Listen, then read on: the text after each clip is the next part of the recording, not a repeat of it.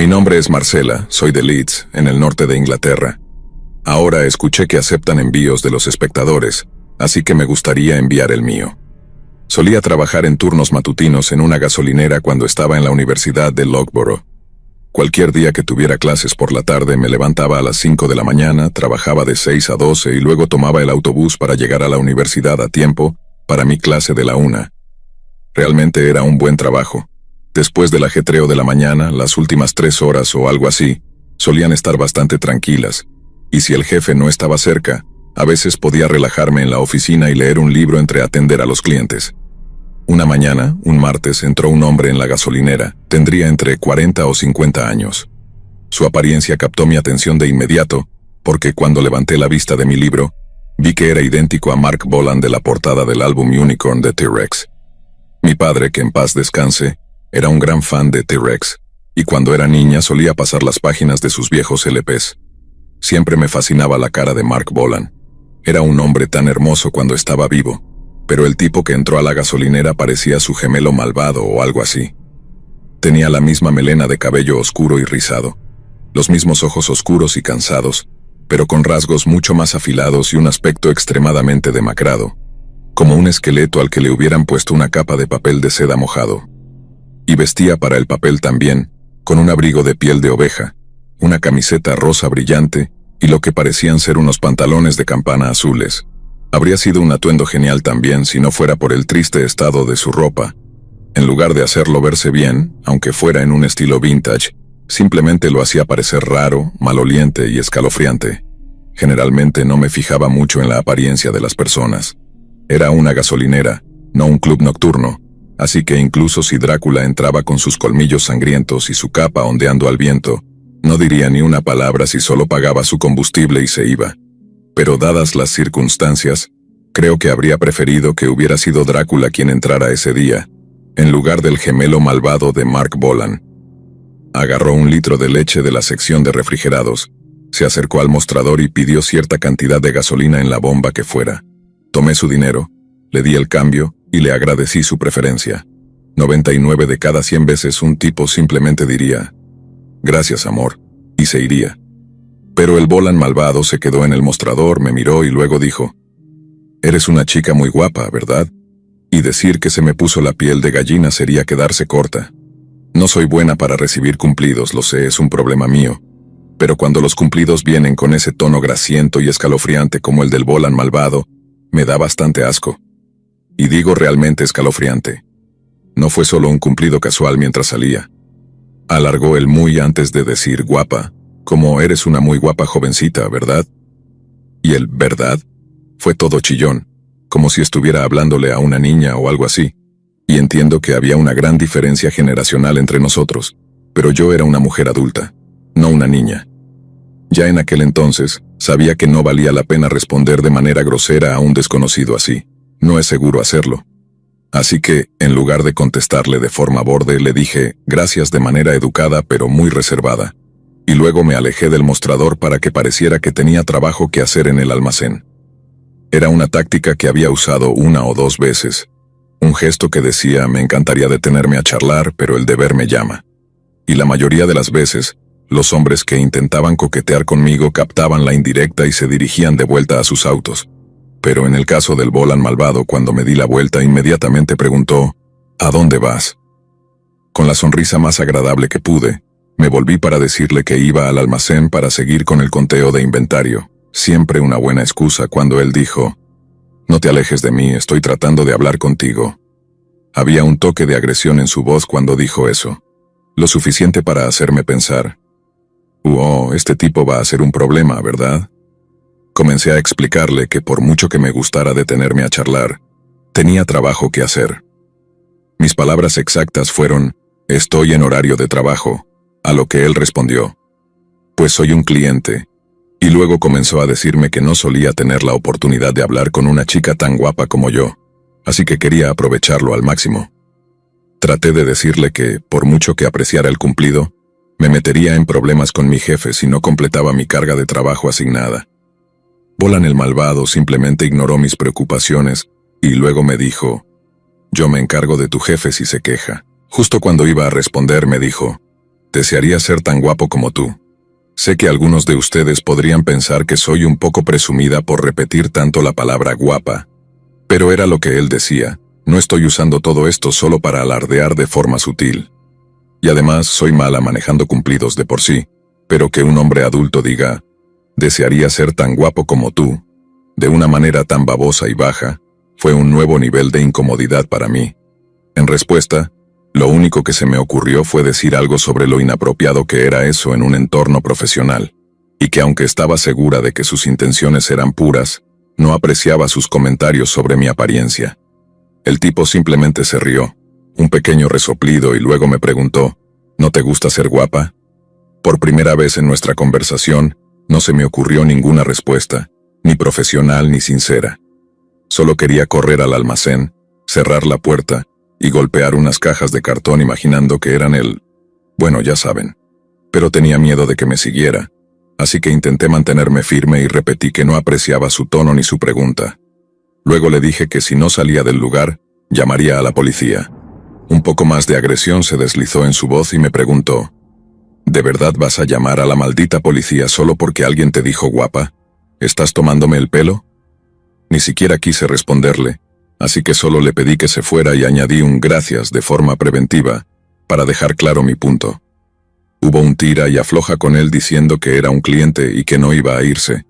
Y cuando saqué mi teléfono, como para decir, de verdad estoy a punto de llamar al 911, él dijo, sabes, si me pareciera a ti, me quedaría en casa todo el día sin una sola prenda de ropa, solo mirándome al espejo. Hasta el día de hoy esa sigue siendo una de las cosas más escalofriantes que un hombre me ha dicho. En ese momento estaba tan enojada que podría haber gritado, pero intenté mantener la calma, y solo le pedí que se fuera otra vez. El gemelo malvado de Bolán empezó a despotricar sobre cómo necesitaba aprender a aceptar cumplidos, y luego dijo que desearía recibir la mitad de la atención que yo, lo cual fue algo extraño de decir porque ni siquiera me conocía. Solo seguí pidiéndole que se fuera, asumiendo que sería solo cuestión de tiempo antes de que se cansara y se fuera. Pero él seguía y seguía. Comenzó a decir algo sobre cómo estaría deprimida cuando envejeciera y perdiera mi atractivo, como una vez que lo perdiera no sería más que un desperdicio de oxígeno patético y no deseado, y que terminaría metiendo la cabeza en el horno. Este tipo estaba loco y ese comentario realmente me empujó al límite en términos de querer gritarle, pero solo apreté los dientes y repetí por enésima vez que necesitaba irse. Fue entonces cuando él dijo, si no quieres la atención, si no te gusta ser guapa, entonces puedo hacer que no lo seas. La amenaza me dejó en silencio, pero no me paralizó.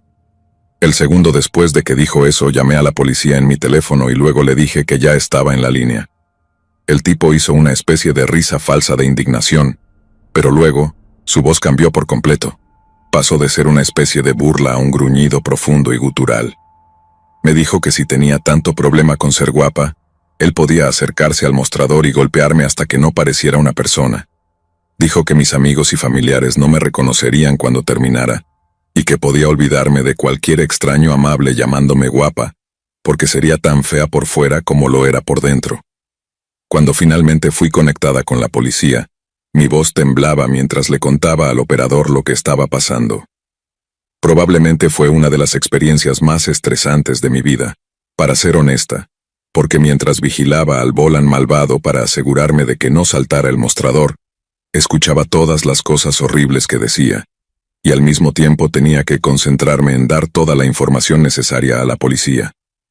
Era como una sobrecarga cerebral total, y cuanto más me estresaba, más me angustiaba. Recuerdo que el tipo dijo algo como, me encantaría cortarte la cara y ponérmela. Me miraría en el espejo y andaría por ahí usando tu maldita cara fingiendo ser tú. Escuché eso y luego el operador me dijo que la policía estaba en camino, y entonces perdí el control. Comencé a gritarle a ese tipo, diciéndole cómo la policía ya venía, cómo lo iban a arrestar si no se iba mientras aún tenía oportunidad. Solo entonces empezó a dirigirse hacia la puerta, pero mientras lo hacía soltó una sarta de cosas sobre cómo volvería al día siguiente, para darme una lección de modales y todas esas tonterías. Nunca cumplió su amenaza, gracias a Dios. La policía llegó en cuestión de minutos. Les mostré las grabaciones de las cámaras de seguridad, y en cuanto las vieron, Uno de los oficiales reconoció de inmediato al hombre que me había estado acosando. Dijo que se llamaba Charles o Chas, pero que a veces le decía a la gente que se llamaba Alexi Bowie. Les dije que no me había dicho su nombre. Solo había empezado a despotricar porque no me reí, y no le hice una reverencia cuando me hizo un cumplido. Al parecer, esto era algo que Chas hacía con frecuencia. Según uno de los policías, la policía de West Yorkshire ya había recibido varias denuncias por el hábito de Chas de acosar a mujeres solas, especialmente aquellas que estaban trabajando y no podían simplemente alejarse de él. Era como su cosa. Según uno de los oficiales, estaba a pocas semanas de ser arrestado y acusado. Solo estaban esperando el visto bueno de la CPS, pero cuando lo tuvieran, Chas probablemente iría a prisión por al menos unos meses. No podía haber pedido un mejor desenlace y creo que realmente hicieron lo que dijeron porque nunca volví a ver a Chas, ni en la gasolinera ni en la ciudad. No sé su nombre completo, así que nunca he podido buscar para ver cuánto tiempo le dieron, si es que le dieron. Pero el hecho de no haberlo vuelto a ver por la estación fue un buen indicio de que finalmente obtuvo lo que se merecía.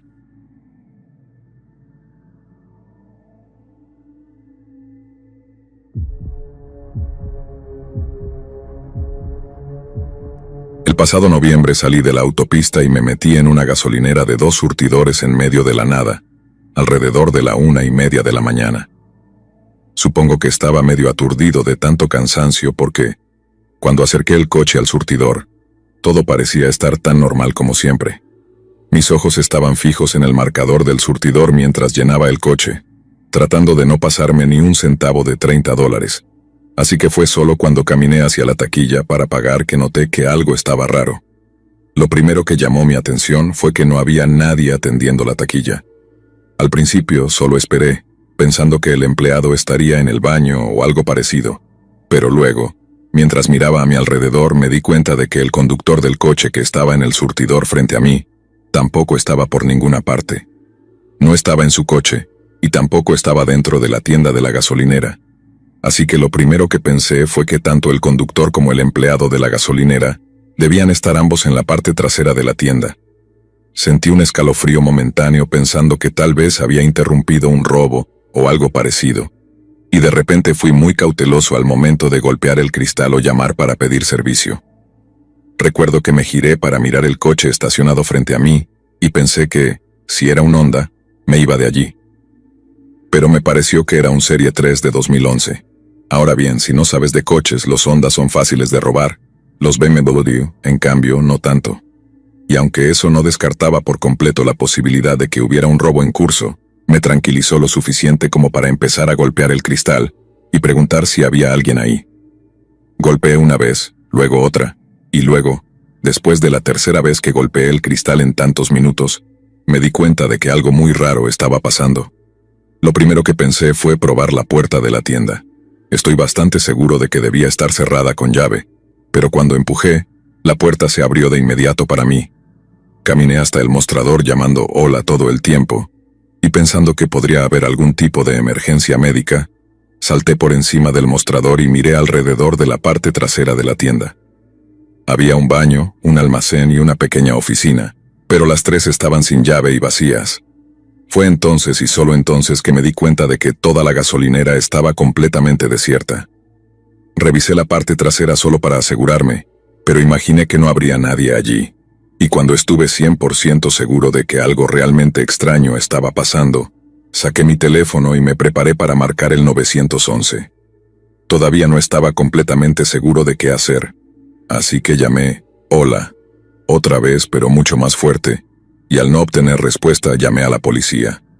Al principio pude notar que la operadora pensaba que solo era un cliente molesto porque el empleado de la gasolinera no estaba cuando lo necesitaba. Pero cuando le expliqué bien que literalmente no había nadie en ningún lugar del lugar o en los alrededores, empezó a tomarse mi llamada un poco más en serio.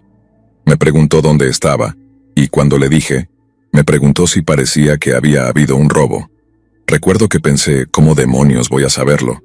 Pero ella explicó que, si había habido un robo recientemente, el empleado podría estar escondido en algún lugar. Sentí una especie de frustración porque, como dije, había revisado prácticamente en todas partes, excepto el contenedor de basura al lado de la gasolinera. Mientras regresaba de revisar la autopista buscando señales de vida, pasé cerca del contenedor y se me ocurrió la idea de abrirlo. Quería poder decirle a la operadora: hasta revisé el contenedor de basura de la estación, definitivamente no hay nadie aquí, señora. Pero cuando abrí el contenedor, ahí estaban. Solo alcancé a ver un poco de lo que había dentro antes de soltar la tapa de ese contenedor y retroceder como si estuviera radioactivo. Pero una mirada fue suficiente. Había 2 cuerpos allí, todos retorcidos y con manchas oscuras en la ropa, y uno de ellos casi seguro llevaba el uniforme de la gasolinera. Recuerdo decir algo como: «Oh Jesús, Dios mío», mientras me alejaba del contenedor en un estado de shock total, con la operadora en el teléfono diciendo: «Señor, dígame qué está pasando, señor». Y le dije: «Están en el contenedor, Dios mío, están en el maldito contenedor». La policía llegó en unos 10 o 15 minutos, y para entonces, ya había corrido cerca de la autopista para vomitar todo el contenido de mi estómago. Recordé eso de preservar la integridad de las escenas del crimen, así que en medio de un pánico total, en realidad vomité mientras corría y tuve que aguantar el vómito en la boca por unos segundos antes de echarlo todo de nuevo cerca de la autopista. Después de eso, solo caminé de un lado a otro dándole a mi vapeador, hasta que vi un coche patrulla dirigiéndose hacia mí desde la autopista. Después de hablar con uno de los oficiales por unos minutos, me dijo que podía irme. Miré todo el asunto en internet en cuanto tuve la oportunidad, pero aunque encontré varias historias sobre alguien del público, su servidor, encontrando unos cuerpos en una gasolinera, no había nada que explicara cómo o por qué esas 2 personas habían sido asesinadas. Desde entonces, siempre he sido extra cuidadoso al conducir de noche, tanto en el sentido de que vigilo el indicador de combustible de cerca y trato de evitar cualquier parada nocturna, como en el sentido de que, si una gasolinera parece demasiado tranquila, la evito por completo y voy a la siguiente.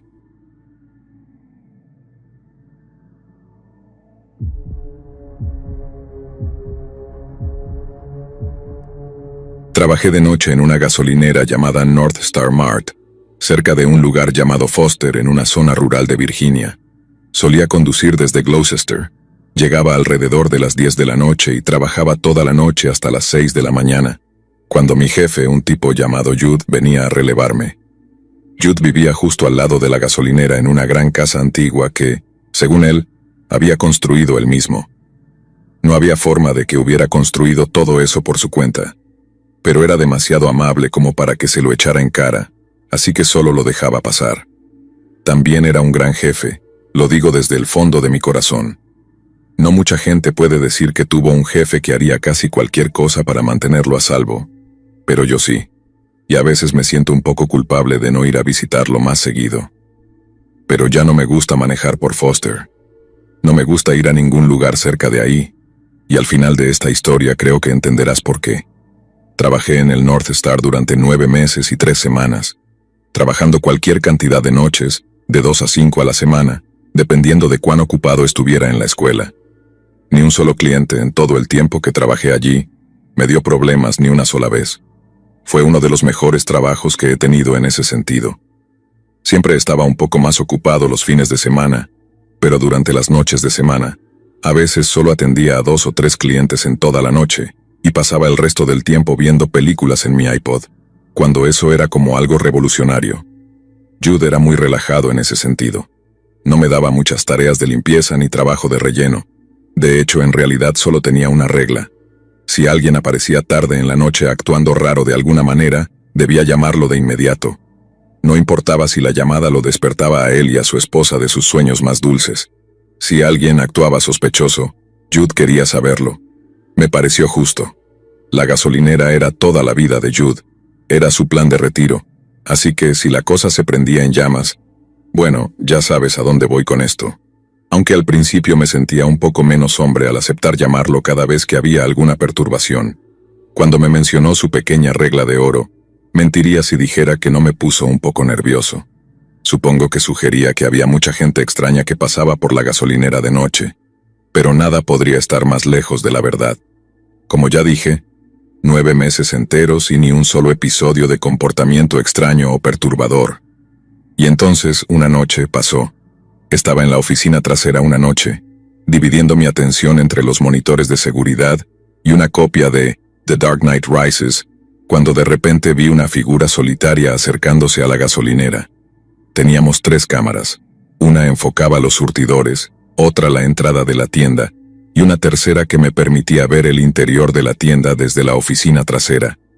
Pude ver al tipo caminando hacia la tienda, pasando por los surtidores y entrando en el campo de visión de la segunda cámara. Pero en lugar de entrar en la tienda como literalmente todo el mundo, se detuvo justo fuera de la puerta. Estaba en el campo de visión de la segunda cámara, así que lo estaba viendo bastante de cerca, y parecía el tipo más normal de Virginia rural.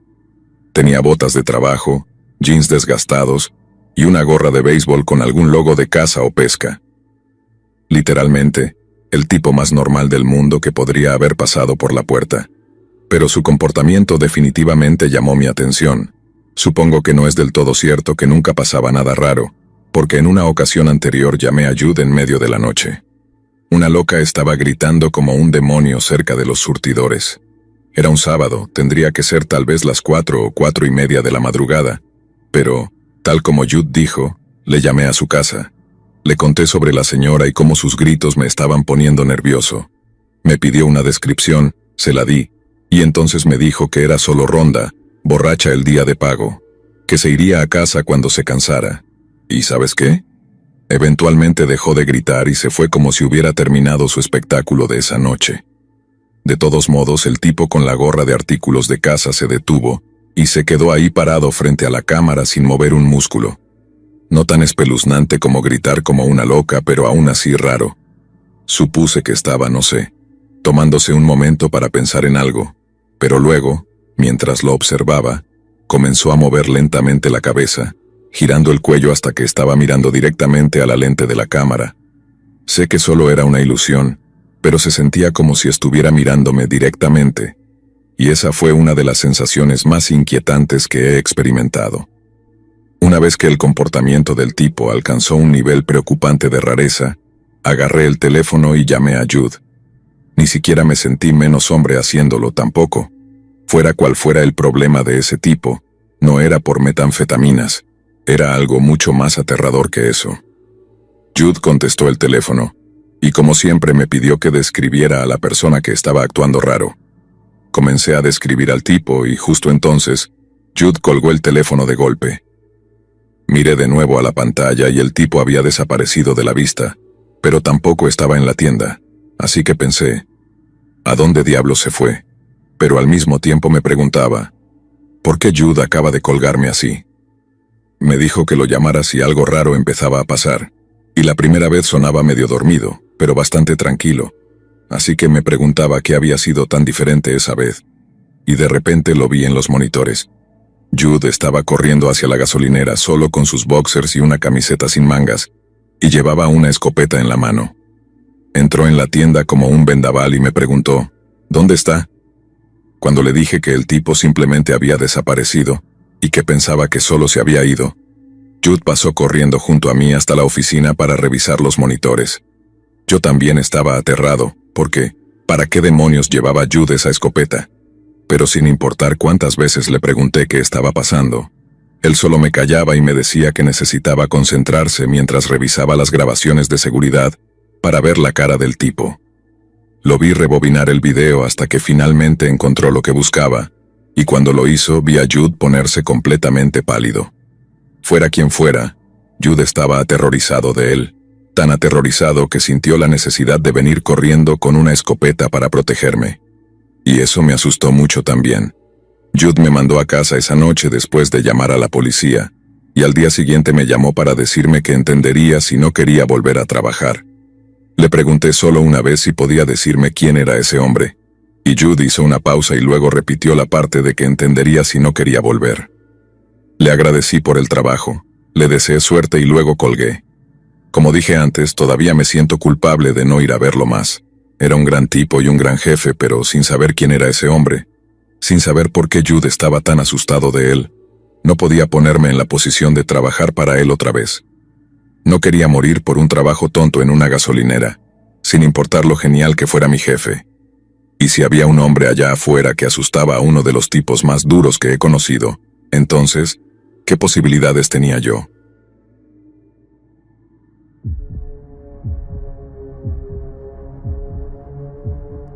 En mi último año de secundaria, solía trabajar los fines de semana en una gasolinera rural aquí en mi estado natal de Nebraska. Trabajaba el segundo turno cada sábado y domingo, así que de 2 de la tarde a alrededor de las 9 de la noche. Una tarde temprana de verano me fui a trabajar bajo un cielo despejado con solo unas pocas nubes tenues. Llámame sentimental, pero me encanta conducir por Nebraska. No creo que haya ningún lugar como este. Tomas la autopista desde algún pueblito, y es como si el mundo entero se extendiera frente a ti hasta donde alcanza la vista, con un horizonte casi sin interrupciones, solo ocasionalmente interrumpido por un molino de viento, un granero o un grupo de árboles. Puede verse como una postal en un día soleado, y hasta ese momento, mayo había traído solo sol y lluvias ligeras. Pero mientras conducía por la autopista esa tarde y miraba a lo lejos, vi unas nubes de tormenta que parecían realmente amenazantes acercándose. La regla general es que la mayoría de las nubes de tormenta se ven mucho más aterradoras de lo que realmente son, especialmente cuando hay esa gran pared de nubes furiosas frente a ti, como algo sacado directamente de la Biblia. Pero la mayoría de las veces solo caen algunas gotas, sopla un poco de viento y nada más de qué preocuparse. Sin embargo, en esa ocasión, algo me decía que iba a ser una tormenta fuerte, y cuando llegué a la gasolinera, las advertencias de tormenta ya estaban sonando en las estaciones de radio locales. Normalmente mi compañero de trabajo y yo hacíamos un traspaso rápido, pero desde que comenzaron las advertencias de tormenta, ambos teníamos un montón de trabajo por hacer. Tuvimos que cerrar todas las ventanas, asegurar todos los accesorios exteriores o llevarlos adentro, y luego inspeccionar los surtidores y todo eso antes de cerrar el combustible por completo. Mi compañero se fue a cargar el generador por si perdíamos electricidad, mientras yo fui a reunir un montón de linternas y pilas. Obviamente, no podemos usar velas siendo una gasolinera, así que era una prioridad. Ya teníamos nuestro refugio designado, la oficina de la estación, así que después de asegurarnos de que el botiquín de primeros auxilios estaba completamente abastecido, dejamos la radio sintonizada y nuestros oídos bien atentos a las alertas meteorológicas y otros anuncios. Pensamos que la gente se quedaría en casa y que nos esperaba un turno turbulento pero relativamente solitario, pero nos equivocamos. Uno por uno, 3 autos llegaron al frente en el transcurso de aproximadamente 1 hora. 2 de ellos conducidos por personas solas y el otro con una madre y sus 2 hijas pequeñas.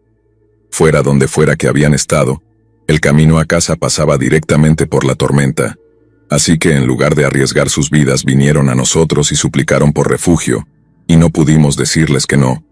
No estábamos precisamente equipados para albergar a tantas personas, especialmente durante toda la noche, pero no había forma de rechazarlos dadas las circunstancias.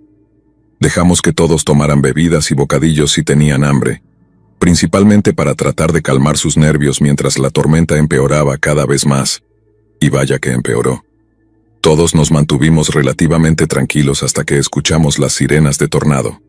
Estoy bastante seguro de que todos los adultos allí ya habían oído ese sonido antes, pero asustó muchísimo a las 2 hijas pequeñas de la joven madre, que comenzaron a gritar, llorar y a suplicarle a su mamá que las llevara a casa.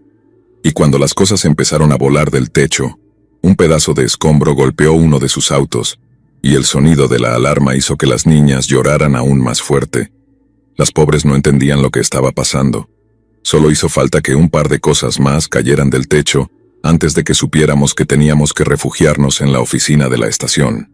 Había suficiente espacio para que todos cupiéramos, y afortunadamente, con la oficina bloqueando el sonido de las sirenas y los vientos aullantes, las 2 pequeñas comenzaron a calmarse un poco. Pero luego algo voló a través del estacionamiento y rompió la gran ventana de cristal con un sonido como de una maldita explosión, y eso asustó muchísimo a mi compañero y a mí, y eso que ya nos lo esperábamos. Pero las 2 niñas casi perdieron el control. Deben haber pensado que todo el edificio se estaba cayendo, y así lo pensó también una de las conductoras solitarias, porque cuando las niñas empezaron a chillar, ella tuvo algún tipo de ataque de pánico e intentó correr de vuelta a su coche. Cuando nos dimos cuenta de lo que intentaba hacer, mi compañero se lanzó hacia ella diciéndole que salir significaba una muerte segura, pero no quiso escuchar. Empezó a forcejear, gritando y agitando los brazos, y nos tomó a mí y al otro conductor solitario para contenerla. Las niñas gritaban tan fuerte que apenas podían respirar al verla luchar un poco más, hasta que finalmente se echó a llorar. Y entonces, y solo entonces, dejó de resistirse, mientras lloraba y nos decía una y otra vez que lo sentía. Pasamos la tormenta juntos durante las siguientes horas, y recuerdo que lo que realmente nos unió y evitó que nos asustáramos demasiado fue el objetivo de mantener a esas dos niñas calmadas y evitar que se desmayaran de tanto gritar. Trabajé mucho en mantenerlas tranquilas y asegurándoles que todos íbamos a estar bien, pero a veces, cuando lo pienso, creo que todos intentábamos tranquilizarnos a nosotros mismos también, y hablar con esas pequeñas era una forma de proyectarnos, creo yo. Eventualmente los sonidos del viento se calmaron, y después de aproximadamente una hora, parecía seguro para todos salir. Entramos en la tienda y la encontramos completamente destrozada. Habían volado tantas cosas que era imposible determinar qué exactamente había roto la ventana e hizo ese sonido explosivo. Cristales, bocadillos, revistas y escombros estaban por todas partes, y tuvimos que caminar muy cuidadosamente sobre todo eso para no caernos en la alfombra de vidrios. La gente nos agradeció antes de regresar a sus coches, especialmente la joven madre, que agradeció a los otros dos conductores por ayudar a mantener a sus hijas calmadas, cuando ella casi perdía la cabeza. Después de eso, todos menos mi compañero y yo tomaron caminos separados, dejándonos a los dos pensando, ¿qué diablos acabamos de vivir?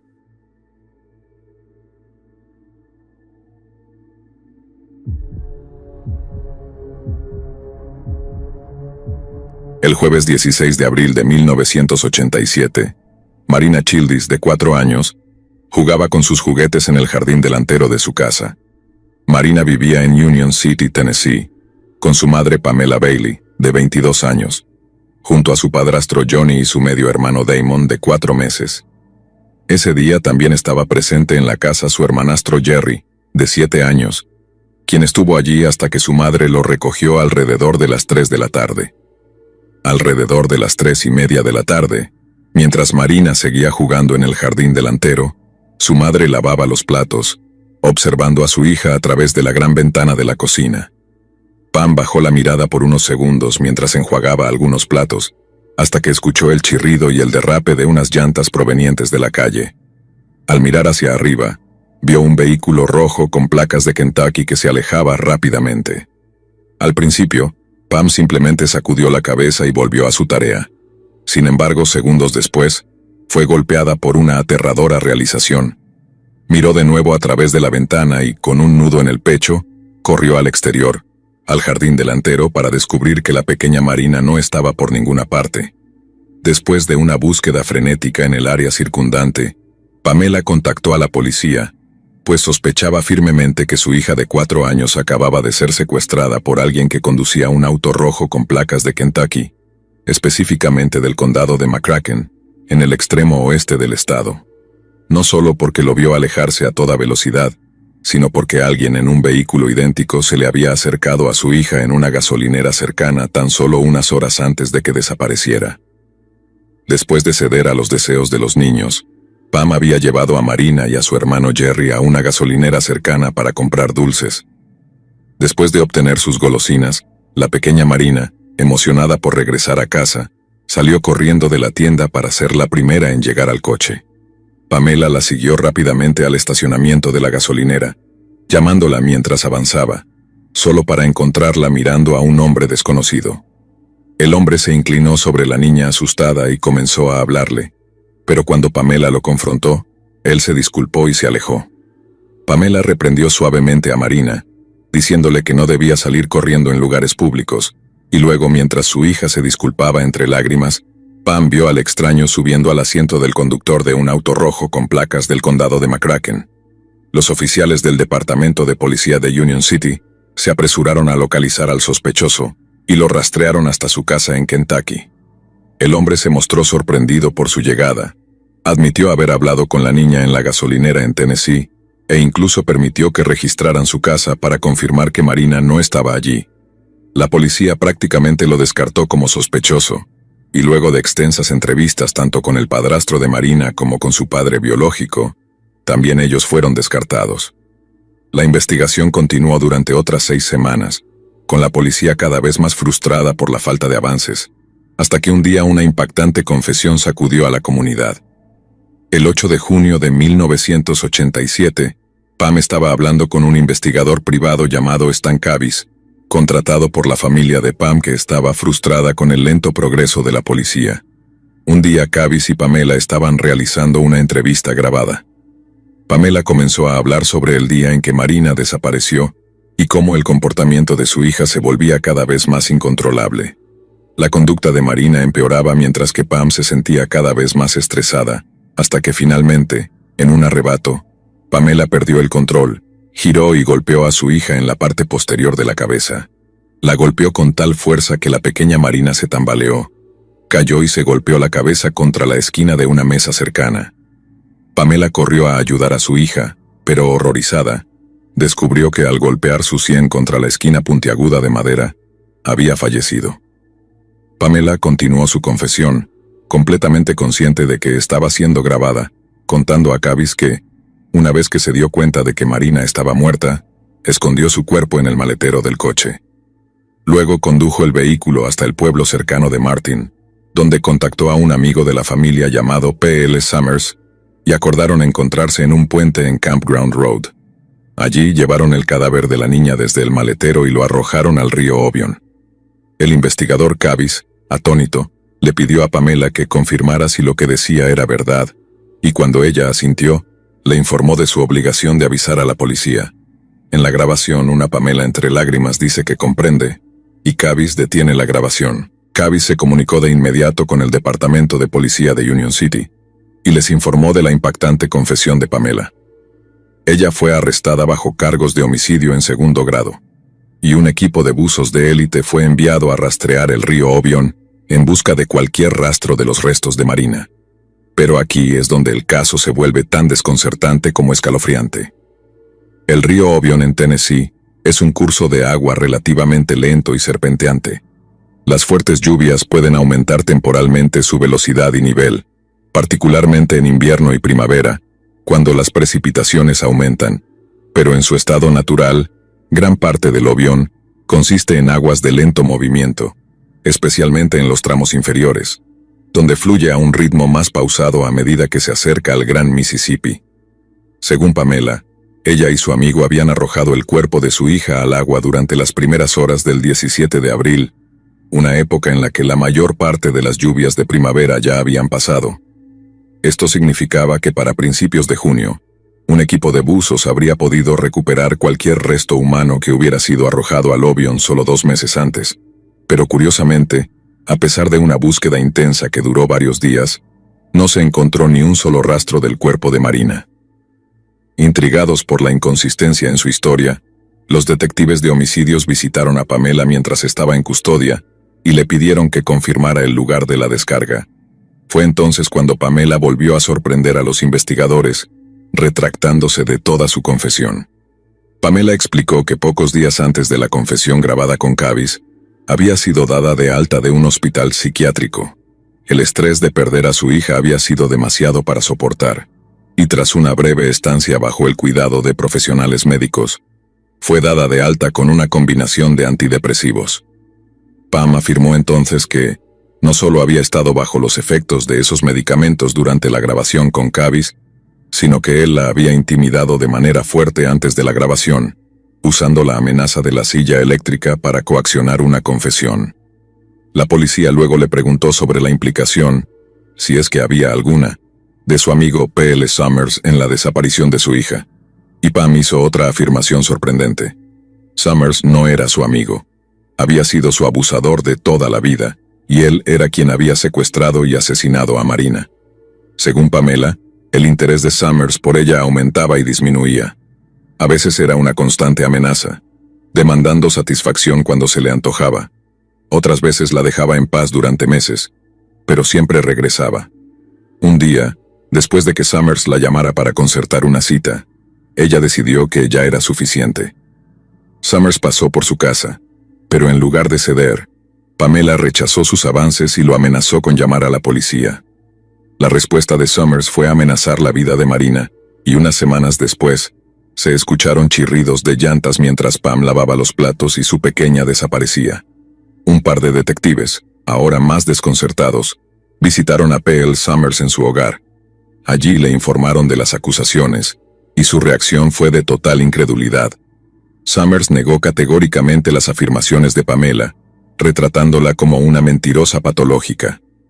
Declaró que él y Pamela habían tenido un breve romance hacía años, y que ni siquiera sabía que ella tenía una hija, y mucho menos que la había secuestrado y asesinado. La policía luego le preguntó a Summers si tenía una coartada para el día de la desaparición de Marina, y él proporcionó varias, todas las cuales resultaron ser creíbles al ser verificadas por los detectives. La policía no tuvo más remedio que descartarlo como sospechoso. Pero aquí es donde la historia da otro giro inesperado. Solo unos meses después, P.L. Summers fue arrestado acusado de abusar de un niño de 9 años. Un artículo del Paducah Sun, de Kentucky, fechado el 30 de septiembre de 1987, afirma que un hombre de 65 años llamado P.L. Summers fue arrestado la tarde anterior bajo cargos de agresión agravada. Además, Summers fue arrestado después de que un niño traumatizado informara a sus padres. No fue atrapado en la escena ni en una operación encubierta. La policía visitó a Summers en su hogar alrededor de 4 horas después del ataque. A menos que el niño de 9 años que lo acusó tuviera una memoria fotográfica y una habilidad excepcional para describir los detalles de la apariencia de una persona, es seguro decir que la policía lo consideró sospechoso debido a su historial de abuso infantil. Resulta que había algo de verdad en la inquietante afirmación de Pamela, pero el destino de su hija seguía siendo un profundo y preocupante misterio. Muchos oficiales de policía dudaban de la historia de Pam, y otros dudaban de su cordura, pero todos coincidían en que, sin un cuerpo o algún otro tipo de evidencia sólida, la posibilidad de obtener una condena era sumamente improbable. Libre para continuar con su vida, Pamela Bailey descubrió que no podía seguir viviendo en Union City, y se mudó a Mayfield, Kentucky, a unos 65 kilómetros al noreste de su hogar de infancia. 2 años después, a principios de 1990, Pamela dio a luz a un hijo al que llamó Casey, y durante 12 largos años vivieron en paz y armonía. Pero el 22 de abril de 2002, unos pocos meses después del 12º cumpleaños de Casey, Pamela le dijo a su hijo que tenía una sorpresa para él y le pidió que se pusiera una venda en los ojos. Casey hizo lo que le pidió, y su madre lo condujo al coche y lo ayudó a acomodarse en el asiento del pasajero. 6 días antes se había marcado el 15º aniversario de la desaparición de Marina. Ella habría tenido 19 años si estuviera viva. Pamela condujo a su hijo hasta el destino misterioso que había elegido. Luego lo ayudó cuidadosamente a bajar del coche y lo guió hacia un lugar desconocido. Casey seguía preguntando si podía quitarse la venda de los ojos, pero su madre le dijo que no, que tenía que esperar hasta el momento adecuado.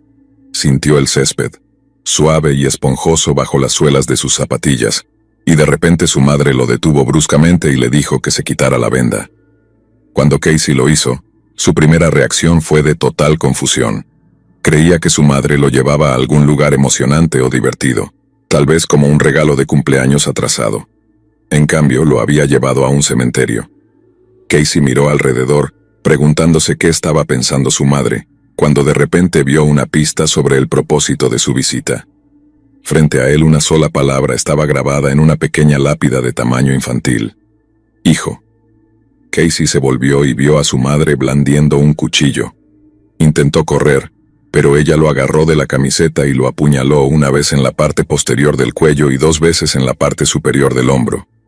Afortunadamente, el pensamiento rápido y la acción decisiva de Casey salvaron su vida. Su movimiento dinámico hizo que las heridas infligidas por su propia madre fueran solo relativamente menores. Logró escapar, buscó ayuda y se recuperó completamente tras una breve estancia en el hospital. Pamela fue arrestada nuevamente, acusada de intentar hacer daño a su propio hijo. Cuando fue interrogada, afirmó no recordar nada del incidente y dijo que debió haber sufrido un desmayo durante el mismo. Posteriormente fue acusada de intento de homicidio, pero después de un periodo de negociaciones legales, terminó declarando no contest ni admite ni niega a los cargos de agresión en 2º grado. Recibió una sentencia de 10 años de prisión, pero fue liberada después de cumplir solo 2/3 de su tiempo. Mientras estaba en prisión, la policía aprovechó la oportunidad para reabrir la investigación sobre la desaparición de Marina Childis. Sin embargo, a pesar de sus mejores esfuerzos, no lograron hacer ningún avance sólido en su investigación. Algunos detectives seguían firmes en su postura de que Pam, quien ya había admitido haber hecho daño a uno de sus hijos, era responsable de la muerte de Marina. Otros no estaban tan seguros. Según un exdetective de homicidios, hubo un posible avistamiento de Marina en un salón de belleza en Memphis, solo 6 días después de que desapareciera. 2 estilistas afirmaron que una niña que se parecía mucho a Marina fue llevada al salón por 2 mujeres adultas, que también parecían ser las tutoras de un niño de edad similar. Las mujeres pidieron que le hicieran un peinado a la niña, pero durante el corte, la niña lloraba y decía que quería a su madre.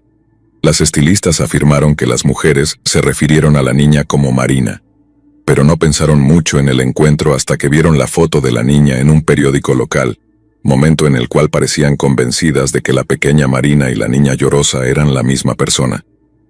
Siguiendo el reporte del avistamiento, el abuelo materno de Marina condujo hasta Memphis para verificar personalmente la historia. Lede Strickland localizó a una de las mujeres que supuestamente había llevado a Marina a un corte de cabello, pero después de ser interrogada por la policía, se determinó que la niña no era su nieta desaparecida. Sin embargo, en su prisa por seguir pistas más recientes, los investigadores parecen haber descuidado lo que podría ser su línea de investigación más fuerte: el hombre del coche rojo. A pesar de que su nombre fue eliminado de la lista de sospechosos, la participación del misterioso conductor con placas del condado de McCracken nunca ha sido completamente explorada.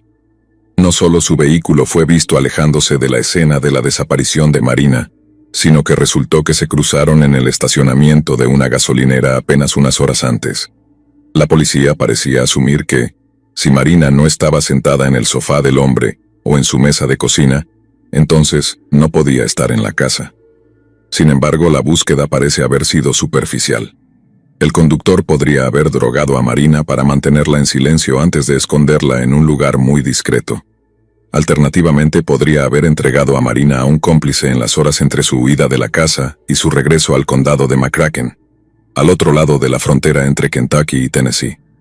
Es completamente posible que Pamela estuviera en complicidad con este conductor misterioso y haya tomado la decisión calculada de confundir y frustrar cualquier investigación posterior al afirmar que ella misma había matado a su hija. Pero si ese fuera el caso, ¿por qué arreglar el secuestro de su hija en primer lugar? Si Pam, de 22 años, pensaba que era demasiado joven para ser madre a tiempo completo, podría haber entregado a su hija en adopción. Sin embargo, eso traería consigo cierto estigma, una sensación de que había renunciado a ella. Sin embargo, si Marina desaparecía, especialmente si sucedía durante un breve descuido de su cuidado, eso dejaría a Pam libre de culpa. Pero, ¿y si Pam tenía algo más que ganar aparte de su libertad?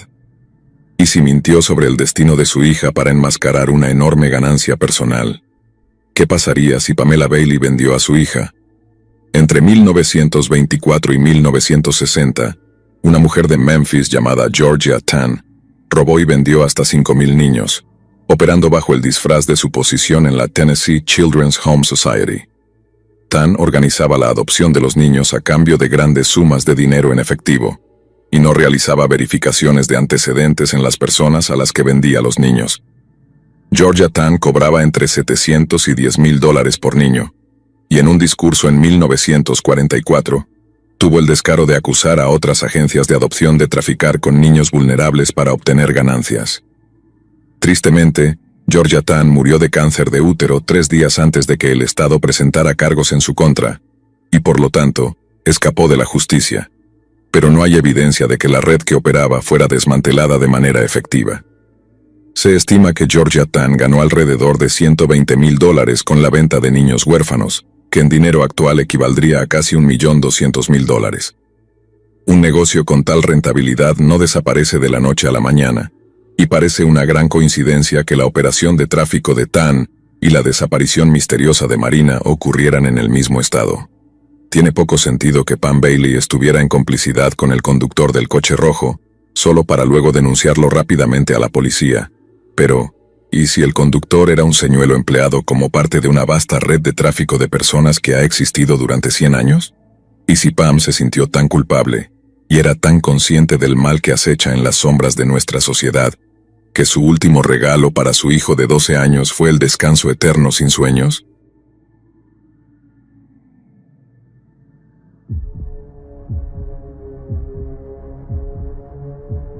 Si te soy sincera, de todas las cosas raras que uno se imagina viviendo trabajando en una gasolinera, jamás hubiera pensado en algo como lo que viví esa noche.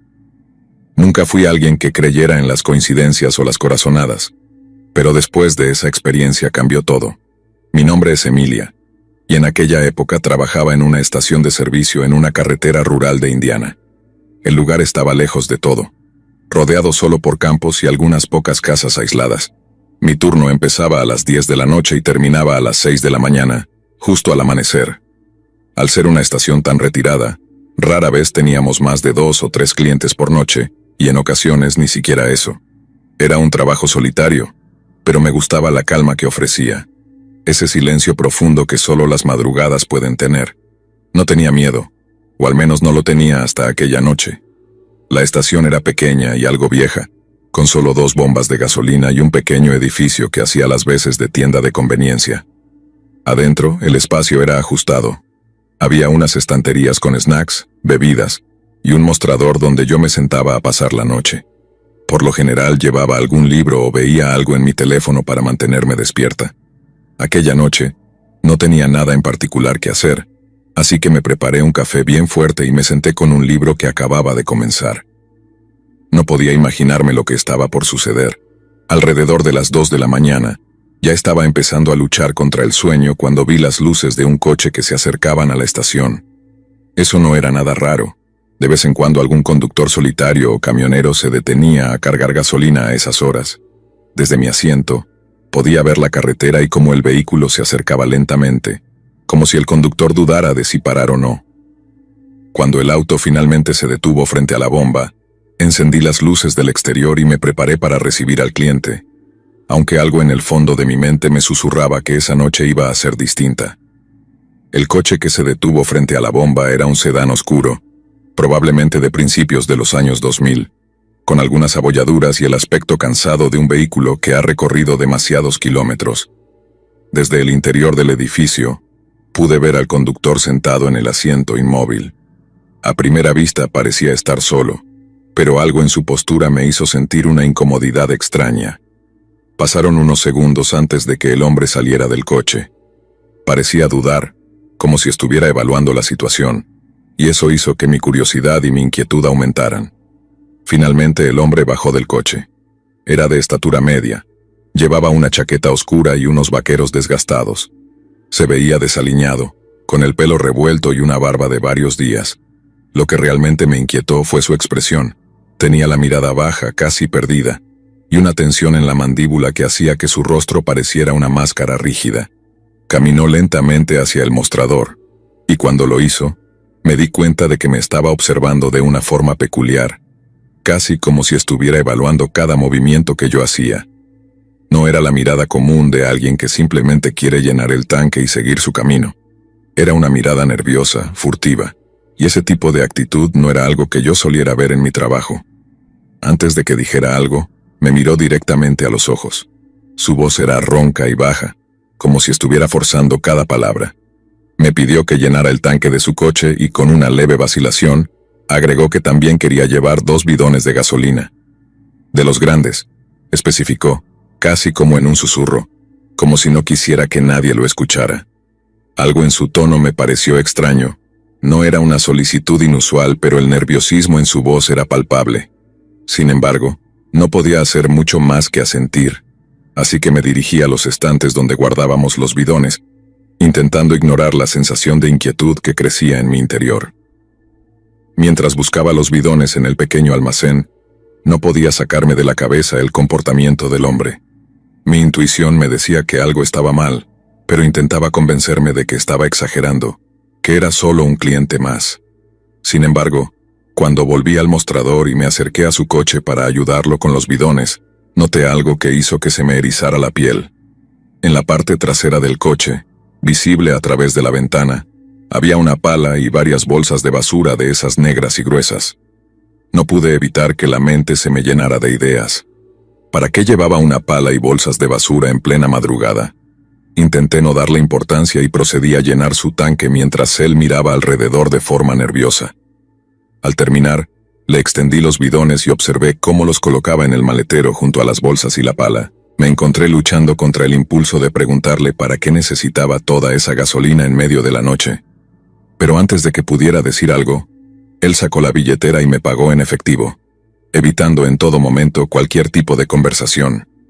Me entregó el dinero con manos temblorosas, y en su rostro vi una expresión que me perturbó profundamente, algo entre el miedo y la desesperación.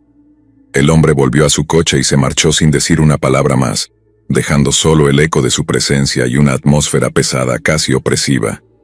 La estación se quedó en silencio, pero ese silencio no era el mismo al que estaba acostumbrada. Sentía que había presenciado algo que no debía, aunque no podía precisar qué. Decidí no pensar demasiado en eso y terminé el turno como cualquier otra noche, pero la imagen de ese hombre, de su coche cargado con bidones, una pala y esas bolsas de basura, no se me borró de la cabeza. Pasaron un par de meses desde aquella noche, y aunque había intentado olvidar el incidente, la imagen del hombre misterioso y su extraño comportamiento seguía rondando mi mente. Intentaba convencerme de que todo había sido un malentendido, de que quizás solo había sido un tipo raro que necesitaba gasolina para alguna tarea en su granja, o quién sabe qué otra explicación lógica podía haber.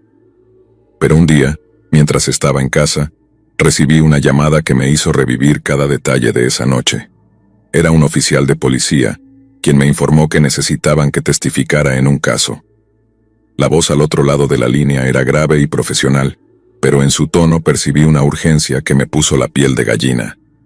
Al preguntar de qué se trataba, el oficial me dijo que estaban investigando un caso de homicidio y que necesitaban que reconociera a una persona y les contara si recordaba algún detalle sobre él.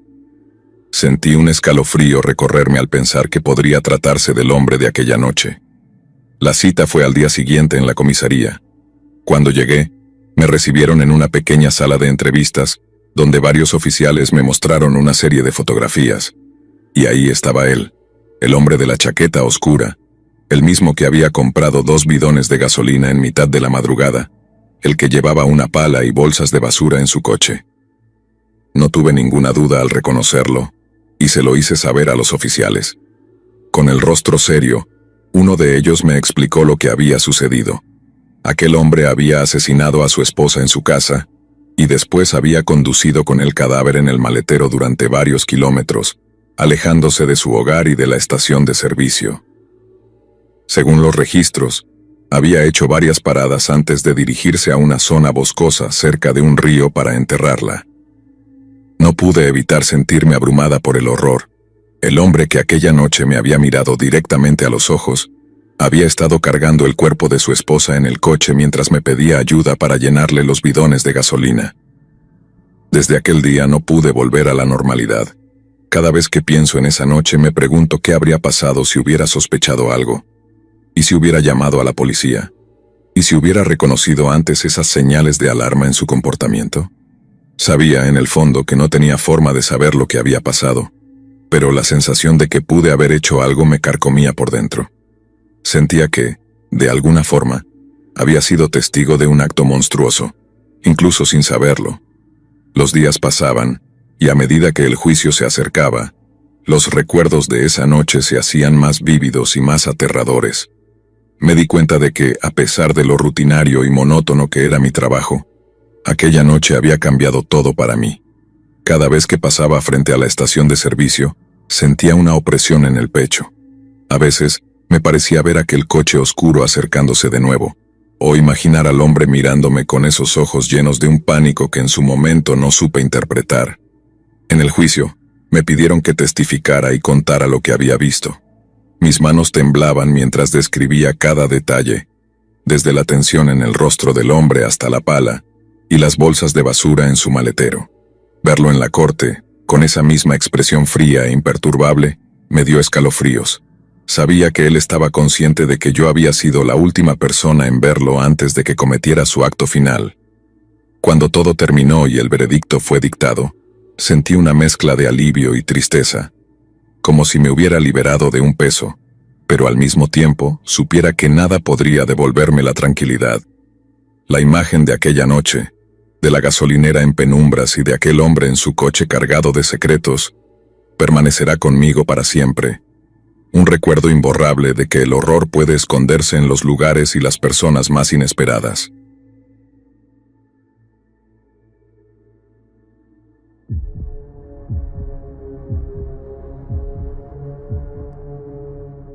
He trabajado en gasolineras desde que tenía 18 años, y aunque podría contar cientos de anécdotas extrañas, ninguna se compara con lo que me pasó en aquella estación perdida en medio de una carretera de Nevada. Mi nombre es Pablo, y durante un par de años trabajé en una estación de servicio aislada, un lugar rodeado solo por kilómetros de carretera vacía, y un silencio que solo era roto por el sonido ocasional de algún vehículo a toda velocidad. Para muchos, podría parecer un sitio aburrido y sin nada interesante, pero para mí, fue el escenario de un recuerdo tan aterrador que aún hoy, años después, no puedo sacármelo de la cabeza. No trabajaba solo, por suerte, ya que tenía a un compañero llamado Sam. Sam era un tipo grande, de unos 30 y tantos, con una barba desprolija y una risa estruendosa. Era de esas personas que siempre están de buen humor, pero con un sentido del humor algo oscuro que, a veces, resultaba inquietante. Nos llevábamos bien, o al menos eso pensaba yo al principio. Pasábamos horas en la estación contando historias, riéndonos de los pocos clientes que se atrevían a parar en aquel rincón olvidado, y sobre todo, bromeando con las situaciones más ridículas. Pero había algo en Sam que con el tiempo empezó a perturbarme. Sam tenía una broma recurrente, algo que mencionaba casi cada turno, especialmente cuando ya era de madrugada y el silencio de la carretera se volvía abrumador. Con una sonrisa macabra, Sam decía que un día haría volar todo. Me cansaría de este lugar y simplemente lo volaría al carajo, solía decir mientras señalaba las bombas de gasolina. Al principio me reía nervioso intentando seguirle la corriente. Siempre pensé que era solo una broma oscura, algo absurdo para pasar el rato. Después de todo, en una estación de servicio en medio de la nada, la imaginación puede jugar malas pasadas, y cualquier cosa que rompiera la monotonía era bienvenida. Pero a medida que los días pasaban, noté que Sam no dejaba de hacer el mismo comentario, cada vez con más detalle, como si hubiera pensado en serio en cómo lo haría. Y aunque intentaba no darle importancia, había algo en sus palabras, en la forma en que lo decía, que me hacía sentir incómodo. Empecé a preguntarme si realmente era solo una broma. Habían pasado ya unos meses desde que empecé a trabajar allí, y aunque me había acostumbrado a las bromas de Sam, seguía habiendo algo en él que me inquietaba. Un día, cerca del final de un turno, Sam tuvo una discusión fuerte con nuestro jefe, el encargado de la estación. Nunca supe bien cuál era la causa, pero puedo decir que fue algo serio. Las voces se elevaron hasta el punto de que se escuchaban desde el otro extremo de la tienda, y yo, que estaba en la caja, trataba de hacerme el desentendido. No quería meterme en problemas ni buscar conflictos. Después de todo, Sam era mi compañero, y a pesar de sus bromas, había logrado una especie de amistad extraña con él. Sin embargo, en medio de la pelea, escuché algo que me hizo contener la respiración. ¿Sabes qué? Un día voy a hacer que esto explote. Te juro que voy a hacerlo, dijo Sam con un tono de voz que nunca le había oído antes. No era su tono habitual de broma, era frío y cortante. Sentí un escalofrío en la espalda al escuchar esas palabras porque por primera vez, algo en mí me decía que lo decía en serio. Fue la mirada en sus ojos, la tensión en su mandíbula. Todo indicaba que aquello era más que un comentario irónico. Fue entonces cuando empecé a pensar que, tal vez, Sam tenía serios problemas de los que yo no me había dado cuenta. El encargado, evidentemente furioso, le gritó que si no le gustaba el trabajo, podía largarse. Pero Sam solo lo miró en silencio, con una especie de sonrisa perversa en los labios, antes de salir de la tienda y encaminarse hacia el almacén donde guardábamos las herramientas y otros materiales. Yo me quedé inmóvil en la caja sin saber bien qué pensar. Era una situación extraña, una tensión en el ambiente que podía cortarse con un cuchillo. En ese momento, Una parte de mí quería hablar con el jefe, advertirle que las cosas con Sam se estaban poniendo extrañas, pero me contuve. Después de todo, Sam solo estaba molesto. No había hecho nada realmente peligroso, ¿verdad? Un par de días después de la discusión, Sam no dejó de mencionar lo mismo. Cada vez que tenía oportunidad dejaba caer un comentario acerca de hacer explotar la estación. Parecía una obsesión. Me lo decía en voz baja, como si fuera un secreto compartido.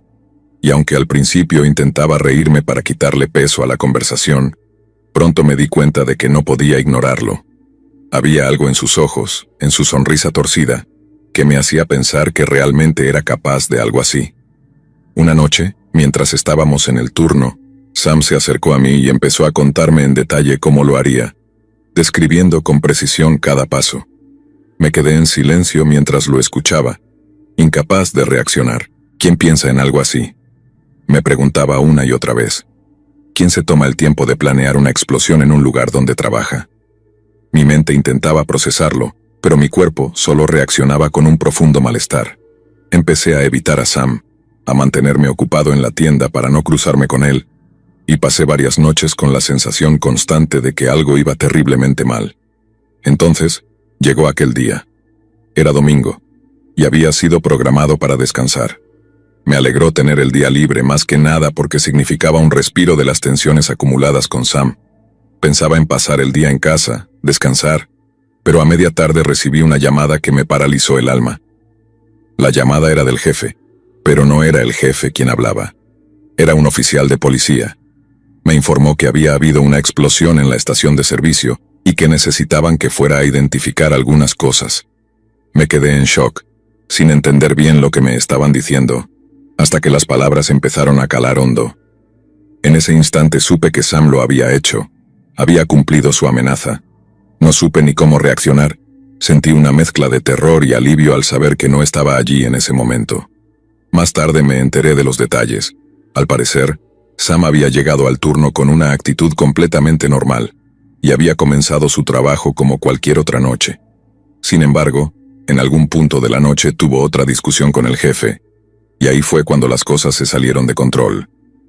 No sé si fue premeditado, o si simplemente decidió actuar en ese momento de furia, pero Sam encontró la manera de provocar una explosión, manipulando uno de los surtidores y provocando una fuga de gasolina que con una chispa desencadenó el desastre. El lugar quedó reducido a escombros. No quedó nada en pie. Sam, el jefe y un par de clientes que estaban dentro en ese momento murieron al instante. Los detalles de lo que sucedió después aún me atormentan. Imagino el caos, los gritos y el fuego arrasándolo todo.